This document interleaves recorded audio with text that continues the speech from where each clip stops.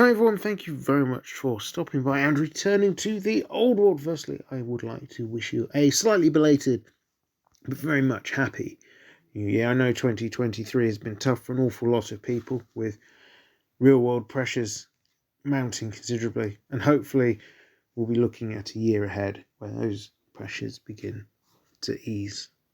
Now for me, the time around Christmas and New Year is very much a time for both reflection on the year that's gone by, but also to look ahead at the year that is coming. And I've done a video looking at really the Warhammer year of 2023. Now, regular viewers will know that I do like to set myself wargame resolutions for January each year. These are really designed to provide some accountability for myself, really, to stop me having 1,000,001 different projects on the go, none of which getting completed. But they're not designed to be really testing targets. You still get the pleasure of knowing you've chalked off one of the objectives for the year, but they're not designed to stretch and become a worry, because let's face it, we carry out our hobbies, we take part in them in order to escape from the pressures of real life and have some fun.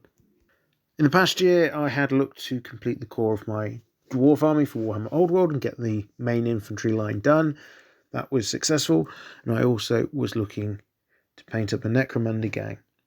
This was going to be a painting project, so I really wanted to put a bit of effort in on the individual models and try out some new techniques.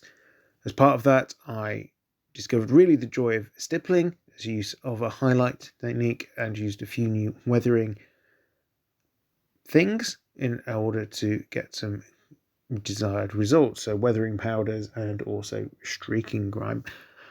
Overall, yeah, pretty happy with how those figures turned out. They didn't do so well on the tabletop, getting absolutely battered every time I tried to use them, but hey ho, never mind.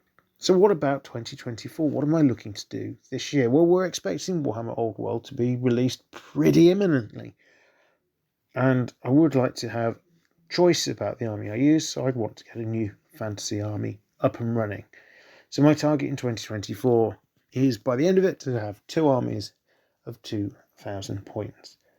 As a backup option, I would also like to get 1,000 points of a 40k force up and running, and I've picked up a couple of bits recently which will help to that endeavour, looking at an Imperial Guard force.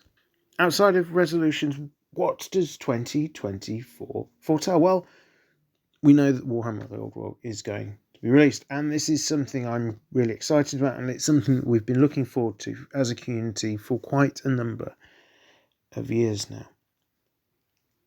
I'm hoping that there'll be some kind of Tale of Ex-Gamers kind of thing going around locally in my community to allow me to take part in that and build an army. Certainly, I think there's some events planned for June, July time, so that would be a good target point to try and have an army ready to take part in that. From a YouTube perspective, I'm also aware that I'm going to have to start mixing up my content a little bit, certainly once the game is released, because I won't be able to just focus on news and rumour, news article type videos, because quite frankly the game will be out and there won't be that sort of same level of news and rumours to speculate on. And from a game perspective, as well as the game being released, I know there's an expectation that we'll see some of the other core factions get a bit of love and attention over 2024. There were rumours around Orcs and Empire coming out in the summer, but at this point, absolutely who knows, and it's very much a case of your guess is absolutely as good as mine. I think it's worth at this point, however, also just touching base on comments I'm seeing increasingly come about on the forums, which is a talk about a potential second edition of Warhammer the Old World, a edition where we see the non-core factions along with things like Cathay and Kislev brought to life by Games Workshop. Now, as much as I'm seeing this, I do think there's an awful large dose of hopium being taken here. Particularly, we're talking about a second edition of a game where we don't even have the first one yet at the time of recording. And I think there's perhaps a view amongst these people that are commenting on what they'd like to see in second edition, where the game is going to be monumentally successful when first edition launches. And I know that in 2023, I think it was in November time, Mordy and Glory did a video talking about how he thought Warhammer the Old World could be as successful, if not more successful, than Warhammer 40,000. But let's face it, this isn't a core game, it's a specialist game. It's got very close links to what was the Forge World division, or certainly that's the way it's being viewed. So to expect a second edition anytime in the immediate future just seems to be really, really far too optimistic about what's going to come. And I think it's probably worth commenting at this point that there seems to be a whole wide spectrum of opinions when it comes to the success probability of Warhammer the Old World. There's a lot of people out there who are, of course, ridiculously excited. They're expecting the game to do really well. They want it to be really popular, people to rush out and just buy all of the things. At the other end of the spectrum, so away from what I've seen labelled as toxic positivity, there's the toxic negativity, and the people who are absolutely desperate for the game to fail. They can't do anything but talk it down.